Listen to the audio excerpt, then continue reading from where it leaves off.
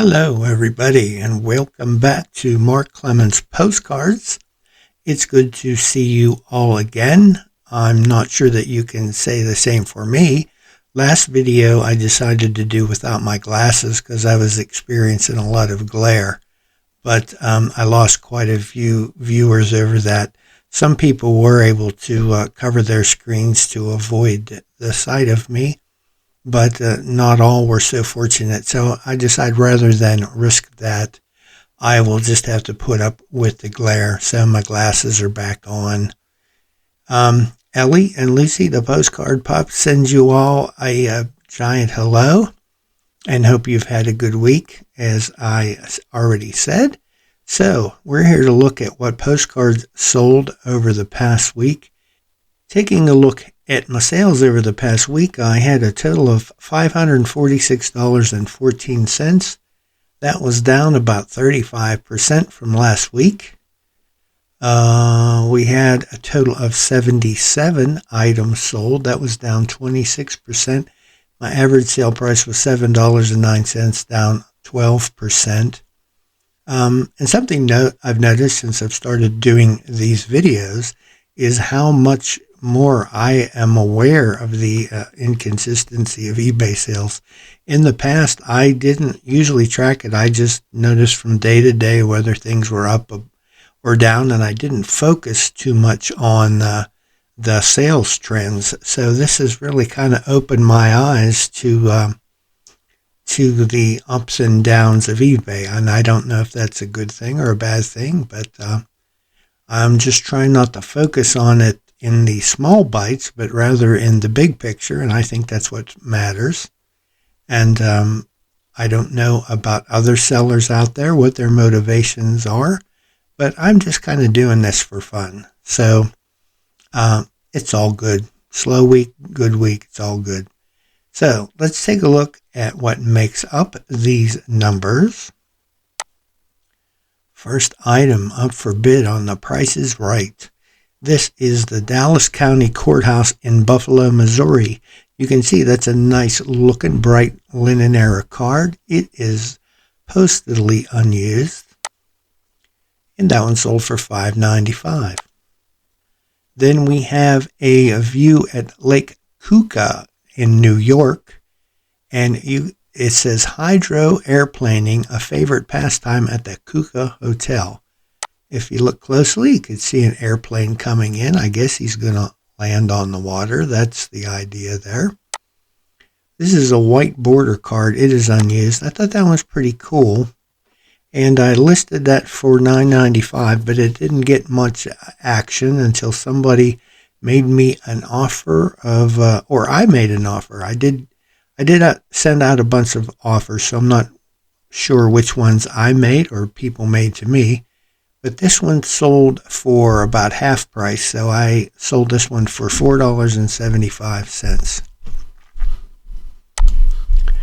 Next up, we have a kind of a cartoon comic postcard. Here we see a paratrooper who is stuck on a telephone pole, and it says held up here for a short time. He doesn't seem to be minding it because he's looking in the window, and a woman taking a bath. So this is certainly an extreme example of the patriarchal oppression at work as he's spying on this woman. Back in my day as a younger man, we would call him a peeping Tom. But either way, he's enjoying himself and she's oblivious. So this is an interesting cartoon, military as well as comic, and it sold for $4.95. And I neither endorse nor unendorse the content of that previous card. Here's a view in Wesley, Maine. This is the Cloud 9 Motel, and it features, as we look in a little closer here, we see gas pumps there. We got a sign for Schlitz beer on the roof. And over here we see a sign for Esso Gas and another sign that says Eat, and it features the Coca-Cola logo on there. So kind of a neat roadside card. It is a chrome era card, unused, sold for $7.95. Here is an interior view of a restaurant. This is the Mandarin Inn restaurant in Chicago, Illinois. This is a divided back era card. It is postally unused, and it sold for $4.95. So oftentimes your interior restaurants can do well as your exterior views. Next up, the next three cards all went to the same buyer, and all three of these are laminated reproduction cards. I've mentioned these in the past. I have quite a few of these where a nice postcard view has been taken and it has been copied and slightly enlarged and then laminated with plastic. These are obviously not the original authentic postcard, but a copy of them. I'm trying to make that clear in my listing, but these are really nice because often these feature hard to find views of smaller towns, and they're also pretty nice for framing.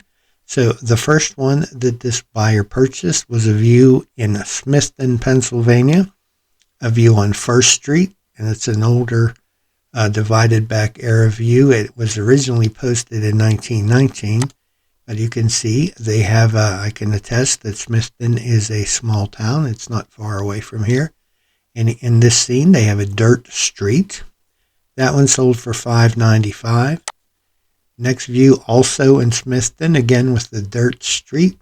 This is Pier Street, and you can see again it's an early 1900s view of a small town. You can see some stores fronts there on each side of the street. That one sold for $5.95.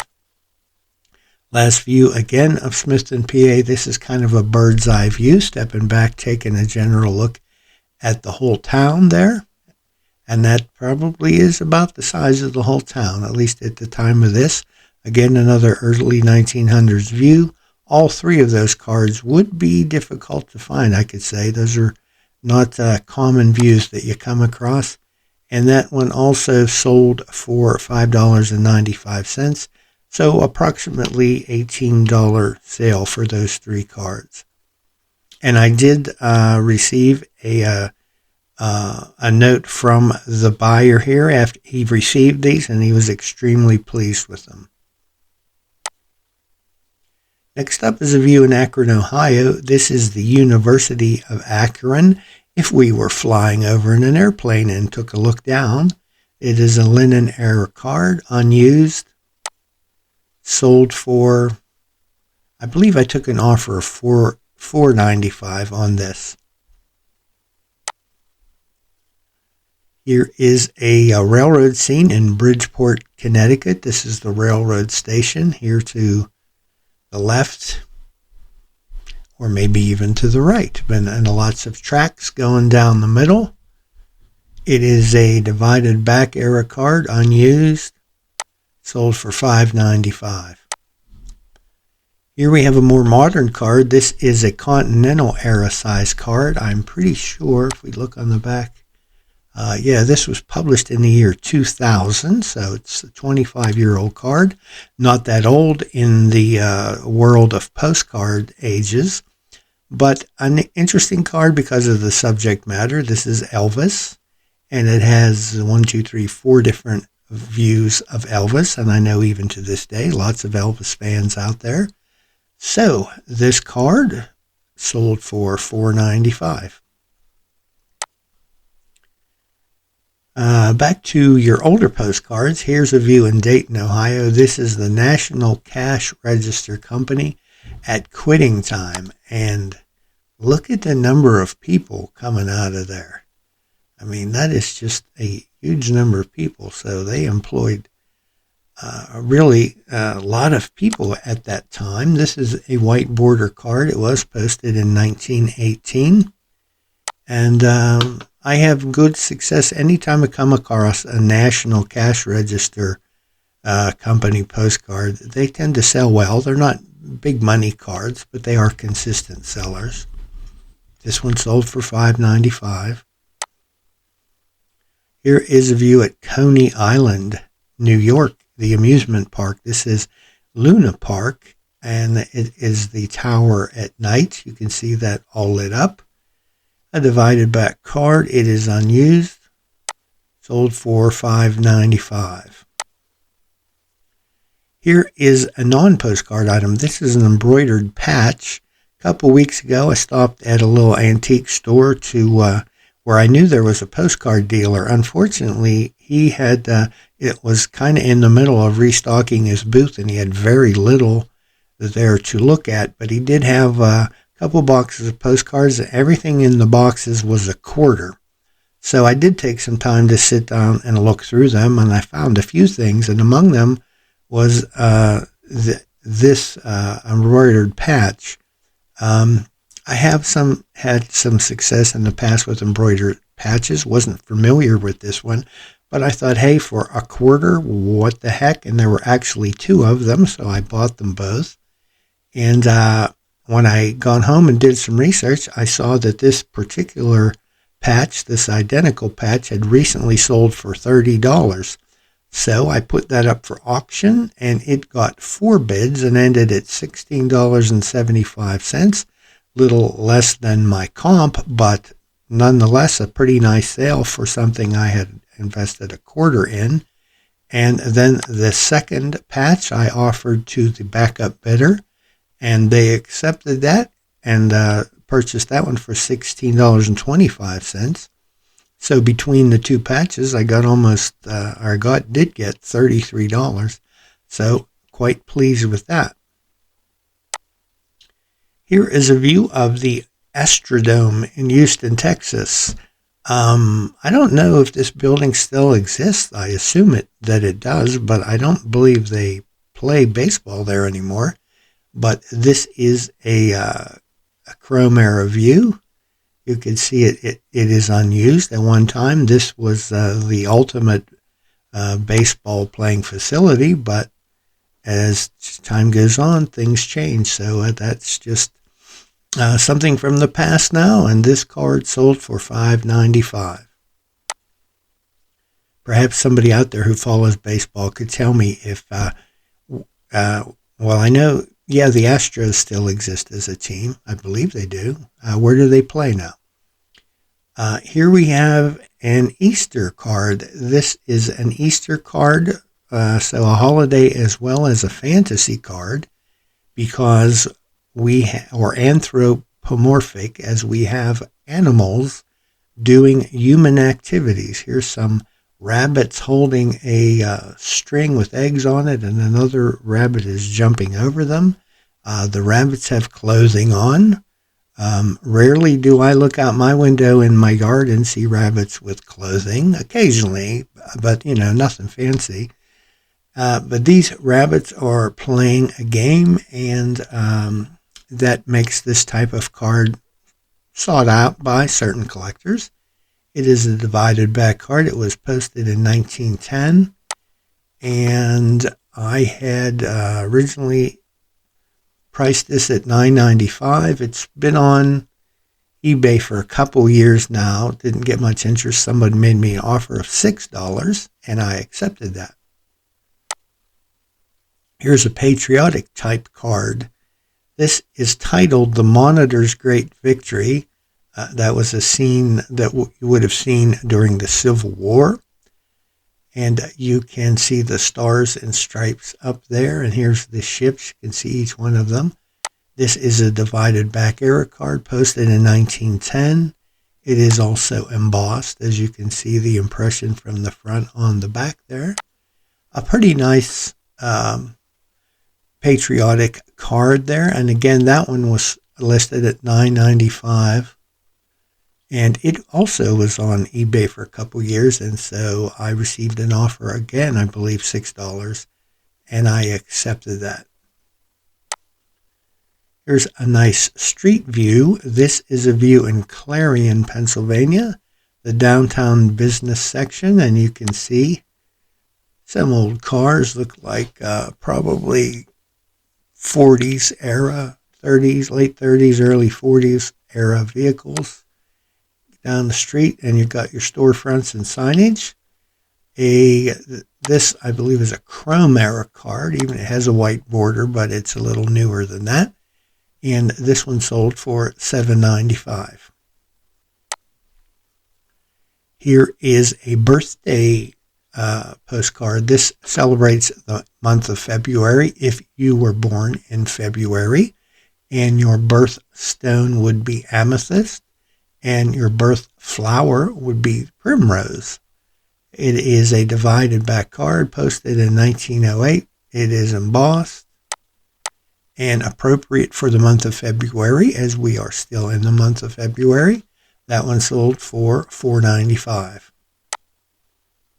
Here is a Disney card. This is a lenticular card, or maybe you would call it a 3D card. If you look on here at the little television set, you see Donald Duck. And if you tilt the card in different directions, this scene changes. I'm not sure if Donald is talking or what he's doing there, but he will move as you move the card around. And here you see Pluto watching the television. And this card is a continental size card. It was printed and made in France.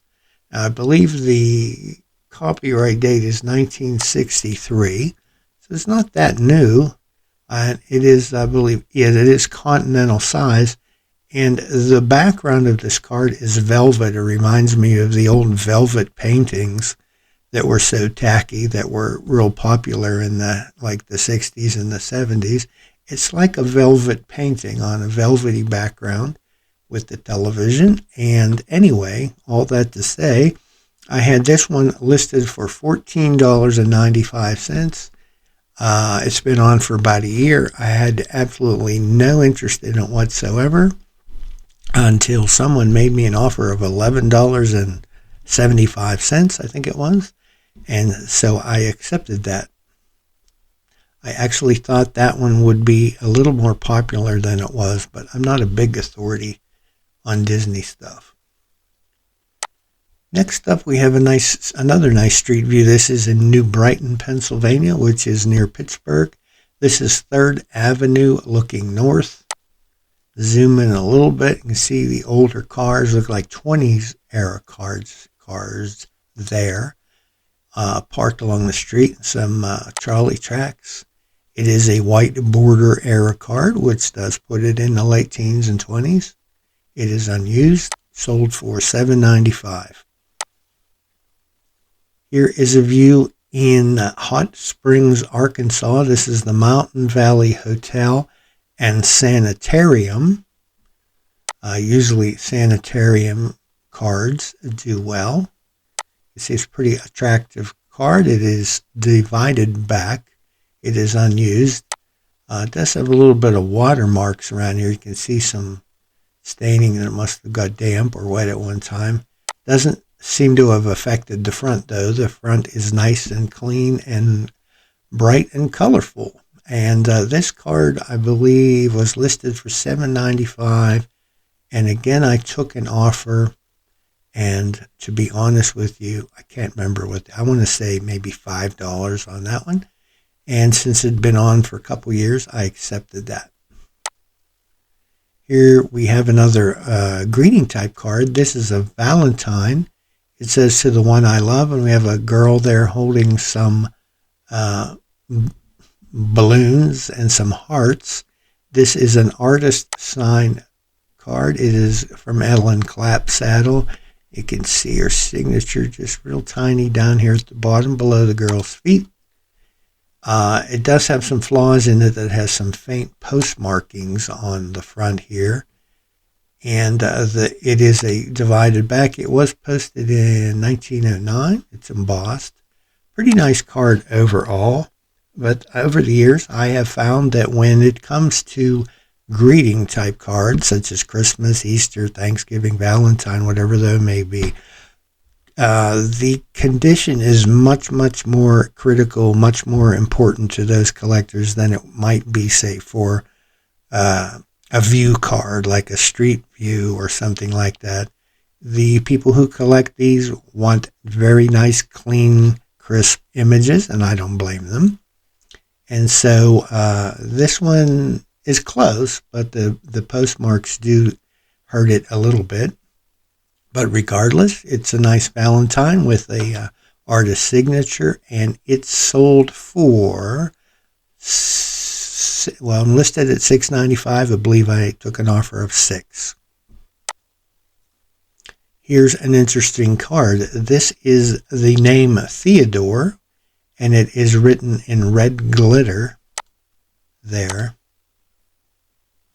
And it just has some roses off here. So it's kind of an attractive card, but it is divided back, postally unused, but just someone's name on there. And I probably, most of you have seen these. If you've ever looked through some postcards, you've come across cards like this with somebody's name, and you might have thought, well, toss it aside. But I do buy these if they're in good shape and they're cheap. I will pick them up because I have sold a lot of them over the years. Somebody with his name out there wants a card with their name on it.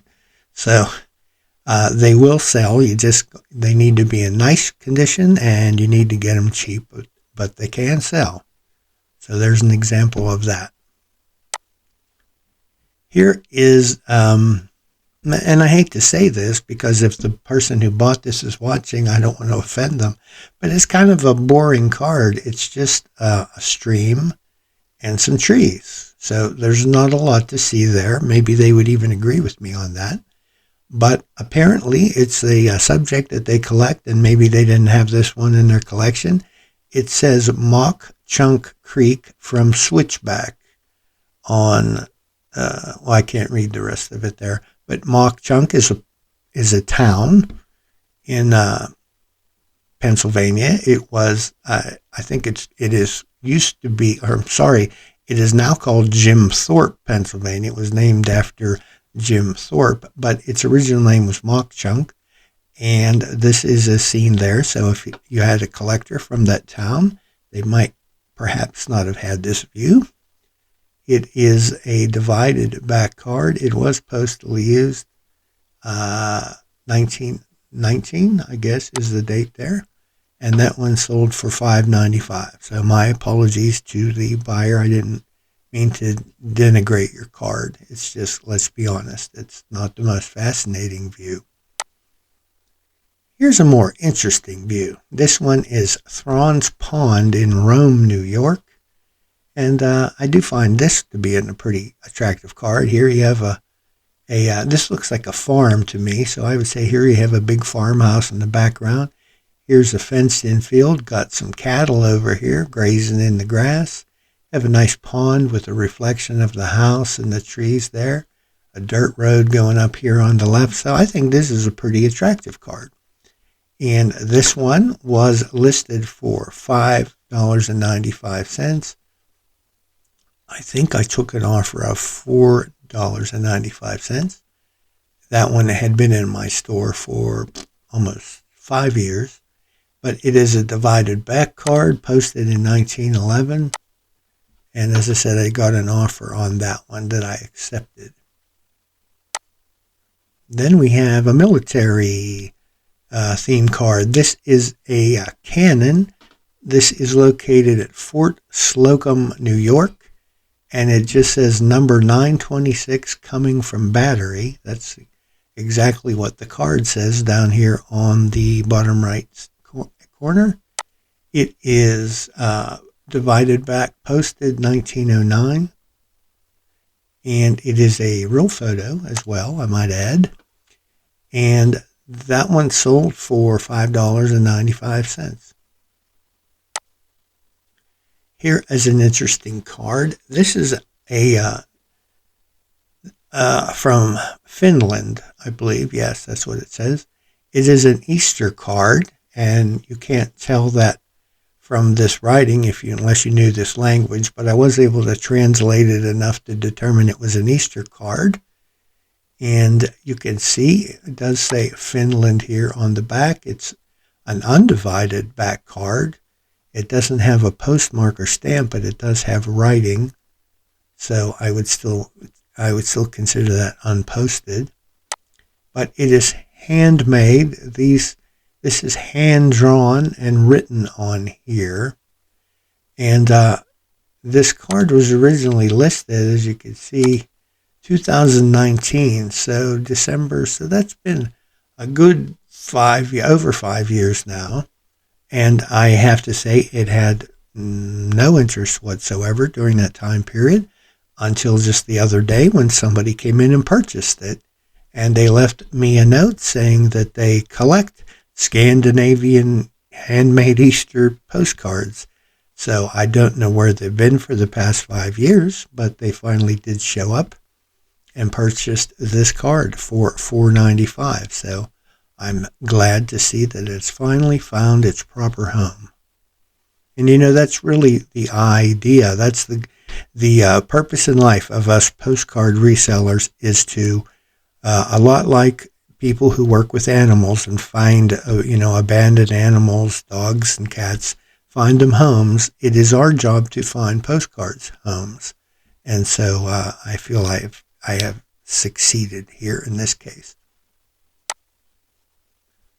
Next up, we have a postcard from that I just bought the other day. If you happen to watch my last video about my postcard safari to Duncansville, Pennsylvania, where I picked up some cards, and one of the things I bought there was an album that had tons of railroad-related postcards in it. This was one of them, and I showed this in my video.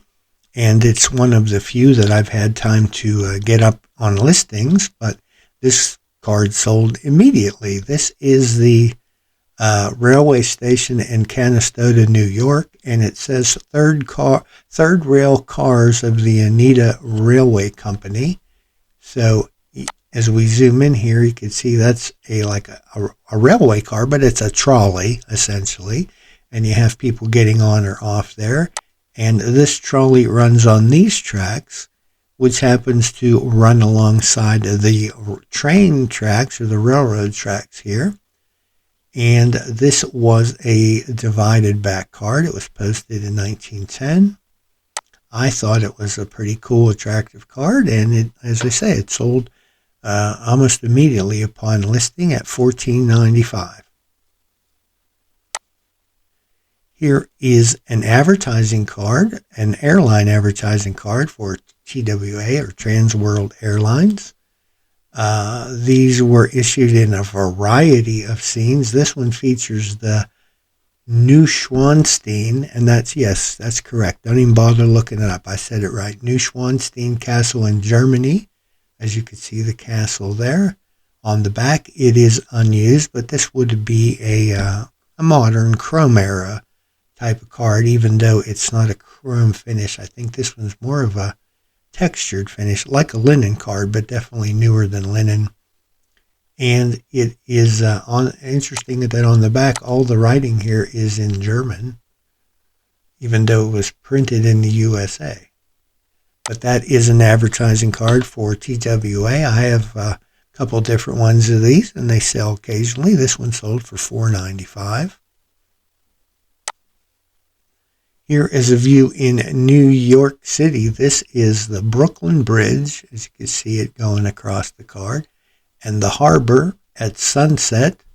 This is a real photo postcard. It has some writing on the back dating it 1930 at least. It's at least that old. And there you see it, kind of a sepia tone to it. And I don't know what it is about the Brooklyn Bridge, but it is a very consistent seller for me. Again, not a high dollar card by any means, but it is a consistent seller. Seems anytime I put up a view with the Brooklyn Bridge in it, it sells pretty quickly. And this one was, let's see, no exception. So that one sold for $5.95. And the last card we're going to look at for today or this week's sales is a cowboy in chaps, not chaps, they're chaps. And this is one of your posed studio views with the, just call it a fake background, but it's obviously it's not a genuine out in the real world photo. It's a staged, posed photo. If we zoom in a little bit here and look at this cowboy, I'm going to have to say I'm not sure if this is a man or a woman. This person just has one of those faces that you could imagine it either way. So I'm going to leave that up to you people out there to make your own determinations on whether that's a man or a woman. Not that it matters too much in the case of this card. This one is a real photo. It is divided back. It is unused. The stamp box indicates it's in the early 1900s. And pretty cool. I just like the cowboy western theme there, and it's well posed. And that one sold for $9.95. And that's a look at some of the cards that sold this past week. And now we're going to look at whatever I have determined is next.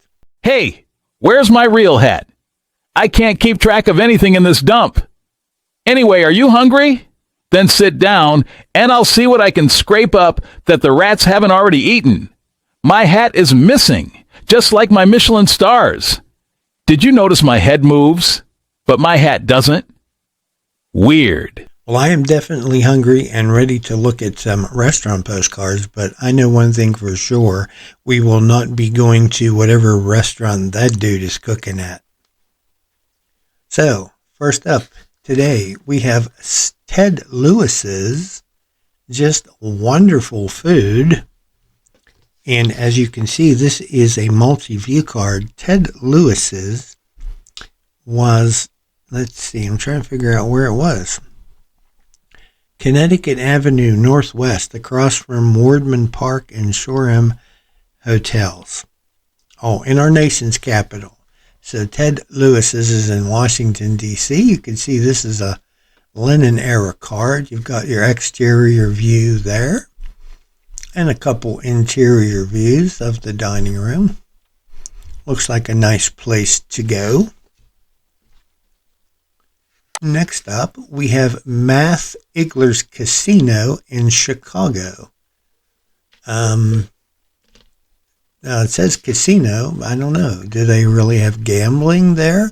Or is the word casino something that I don't understand? It says Math Igler's Casino, home of the singing waiters. They sing, they serve. Maybe that's them down here. But here's an exterior view and some interior views. The dining room, there's a bar area, and there must be what we would call the singing waiters and waitresses. Again, another linen multi-view card, very colorful. This is the Madison Restaurant, and again, excuse me, I have to look at the backs of these to see where some of these are, as it does not say on the front. This is in Hazleton, Pennsylvania. The Madison, a dining place of distinction. Again, we have a multi-view, linen multi-view, a view of the exterior here in the circle, and then to the left we have a view of the dining room with booths, and then another view at the top with a bar area and tables. Then we're going to Hannes's Oyster House in Hartford, Connecticut. Again, another multi-view card. It is linen, and there's the door, anyway, to Hannes's Oyster House. And here is a picture of the dining room, home of Hannes's famous oyster stews. So another multi-view postcard. It seems like we have a lot of those here. And here's another one. This has a lot of views. Let's see. 1, 2, 3, 4, 5. This is Saxon's restaurant in Binghamton, New York. It says private booths. These pictures are numbered. That's unusual. You don't usually number the pictures. But to tell you what they're looking at, these are private booths over here, top right. These have a history for many of our patrons. Will accommodate 138. So I guess maybe a lot of patrons, longtime patrons, have their own special booth that they ask for. Then they have a soda fountain and counter. Little James Saxon is taking over for his dad when his dad goes fishing. That's nice. Get your kids in the business. Then we have the main dining room where many families meet to eat. Children under 4 are Mrs. Saxon's guests on Sundays, so kids eat free on Sundays if you're under 4. And then the fireside banquet room, accommodations for 150. So and here's your exterior view there that I like with the old cars parked out front there. So that is a pretty cool card. I like that one, and that's why it's in my collection, I guess. Next up, we have Victor's Hollywood Restaurant in Falmouth, Virginia. And this is not a multi-view. Zoom in a little bit. There we see the restaurant, and we got a couple. I hope the wait staff is ready, because here come a busload of people. 2 busloads, as a matter of fact, coming in for something to eat. So it's going to be busy over the next hour or so. And this is, as I said, the Hollywood Restaurant, Falmouth, Virginia, 48 miles south of Washington, D.C., 4 miles north of Fredericksburg. And that also is a linen era card. I really like the old buses. Next up, another linen, and it is a multi-view as well. Trader Tom's Steakhouse in New York City, 128 West 48th Street. And here you can see it definitely has kind of a cowboy western theme. As you can see here in the upper left, here's a bar area with some cowboy hats and ropes and western themed pictures. And down here is the dining room with lots of tables and chairs and accommodate a lot of guests at one time. Nice linen card.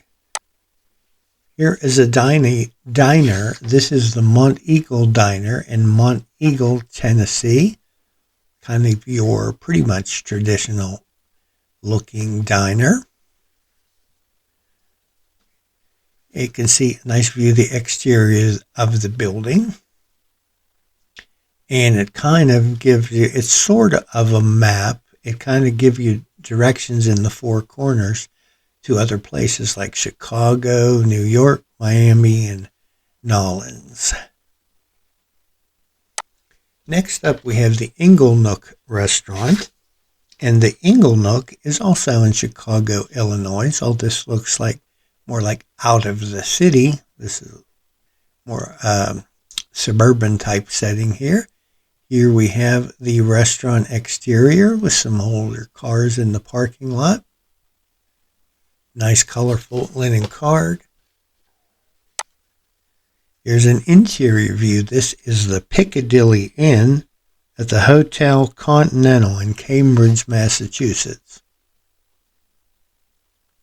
And you can see the familiar red and white checkerboard type, or maybe those are stripes. I'm sorry. I thought they were the checkerboard type like you so often see in Italian restaurants. But there are some tables and chairs, and looks like maybe a little bar area there in the back. And that's a warm and inviting decor on that linen card. Next up, we have Ogle's Dining Room in Dexter City, Ohio. This is located on Route 21. Finest home cooked food anywhere. Taken without, I like them better when they have old cars and things parked outside, but this was maybe before they opened or after they closed, I don't know, but they've captured it without vehicles, and there it is. Kind of looks like it's attached to probably the owner's home, which makes your commute to work very short. Here we have it just says on the bottom, our hayloft. That is Jack Delaney's restaurant at the crossroads of Greenwich Village, Sheridan Square in New York City. So this is probably one of several different dining areas, this one being called the Hayloft. And you can see it's primarily booths, got a few tables there. And I have to say, those wooden booths do not look very comfortable. I like something with a little bit more padding. But anyway, that is the Hayloft and Jack Delaney's in New York City. Another linen card. Another interior, also a linen. This is also in New York City. This is Al Muller's Famous Restaurant and Grill, opposite Madison Square Garden. So another interior. And you can see it's pretty large open type dining room there. Lots of seating. And there's the American flag there at the left. Nice touch. And that is Al Muller's. Next we have, it looks like we're going to the circus. This is the Iceland restaurant, also New York City, on Broadway, New York's largest theater restaurant. So they have dining, dancing, 3 shows nightly. So, yes, I see a stage here. Look over here. This looks like a stage area, as well as tables and chairs. And this, I don't know what this almost looks like, a buffet over here. But quite interesting decor in there. That is a linen card. Here's Uncle Tom's Tavern and Plantation Room in Daytona Beach, Florida. So I almost think that, like today, Uncle Tom's Tavern and Plantation Room would have a bad connotation for people. I don't know. Maybe I'm reading too much into that. But that is another linen multi-view card. Here you see a bar area, upper right. Here's some booths, upper left. And in the middle is an open area. Got tables, but it looks like maybe they have a dance floor there. Home of Southern Hospitality. It does say entertainment nightly in the cocktail lounge, dancing in the plantation room. So I was right. This is also for dancing. Here is Hugo Kimball's restaurant in Cohasset Harbor, Massachusetts. An interesting color scheme, like a pinkish purple kind of a look to that. Entrance of the famous Hugo's Lighthouse. That's a lighthouse here, I see. And no doubt, probably a seafood restaurant, being in Massachusetts and close, I would guess it's close to the ocean there or water there somewhere. That is a linen postcard. As seems like most of these particular handful are. This is the Lotus restaurant in Washington, D.C. It has the distinction of being the first cabaret restaurant established in Washington and presents 3 stupendous reviews nightly. So, I kind of like to just eat when I go to a restaurant, but I guess some people like to have a show while they eat, so this would be a place you could go if that's of your liking. The Lotus, that doesn't seem to say on here. That makes me think of Chinese food, but I'm not sure. Next up, we have the Valley View Farm Restaurant. This is in Frankfort, Illinois. So this has a more down-home cooking farm type of a theme. There you see the exterior of the building. And here's your interior view of the dining room up here. So more of a down-home feel. This is a chrome era card. I have no doubt this probably was also originally a linen and has been reproduced as a chrome. Then we have Covey's New America Motel and Coffee Shop, Salt Lake City, Utah. Covey's is kind of a common card. I see them a lot. There's a lot of different versions of them. This particular one is a linen era. And you can see it's quite a large motel. And the restaurant there is pretty popular. Looks pretty packed at the moment. There are lots of cars outside.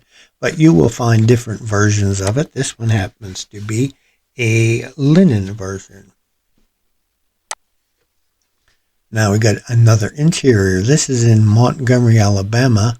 This is the Elite Cafe, Casino, and lounge. So lots of things going on there. It is a multi-view. You look way down here in the bottom left corner. Here's a little glimpse of the exterior of the building. And then the rest is interior. And I have to say that's very busy wall covering there. I like it a little bit more simple myself, but this is the Elite Cafe, so who am I to say? But that, again, a linen era card. What else we got? We have Longs and the Illinois state line on Route 30. So Route 30, generally, that is the Lincoln Highway. We specialize in fine food and modern, restful tourist accommodations. So we have a motel here. We see that kind of in the center. Restaurant on the right. And they even have gas pumps. Here's a little Sinclair gas station at the far left. So this card encompasses two of my collectible topics, restaurants and gas stations.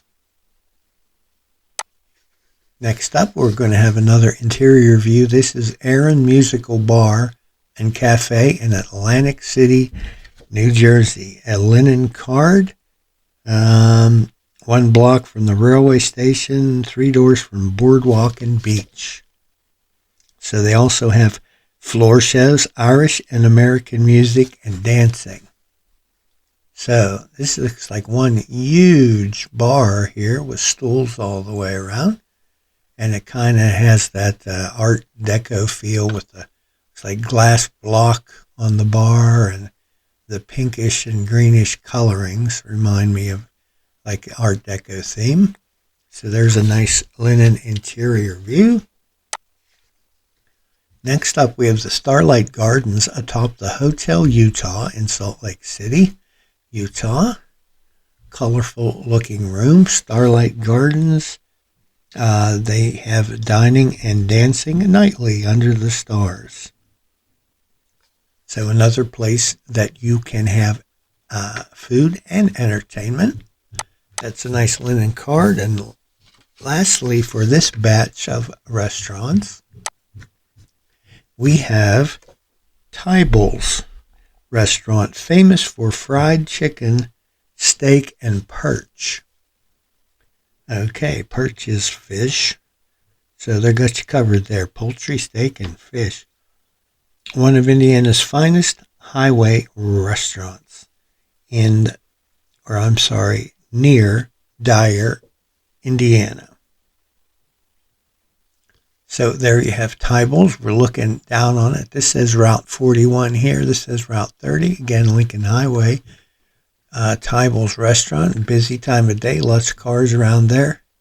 And it looks like if we look up here in the corner, they also have a tourist court. So here's like some little cabins or cottages type place you could stay in, along with the restaurant. That also is a linen era card. And that seemed to go by quick, but that was a look at 24 more restaurant cards out of my collection. I hope you enjoy restaurant cards, because I'm not even halfway through the first binder, and I have like 6 binders of these things. So I hope you enjoy looking at restaurants, because it's going to be a frequent topic here. If you have a particular topic you'd like to see me do, even though I might not personally have a collection of them, I might be able to round up some cards we could look at. Just let me know. I'll see what I can do. But it's easy for me to dig into my own collection because I got a ton of it right here. And I do hope you enjoy looking at it. So that's it for me for this week. We've taken a look at what sold, and we've taken a look at some restaurant cards. And as always, I hope y'all had a good week. We'll look forward to seeing you next week. If you like this video, please give me a like. If you haven't subscribed, please do so. Help me to get a little bit more coverage and to be better seen on YouTube. And as always, thank you for watching. We'll see you next time.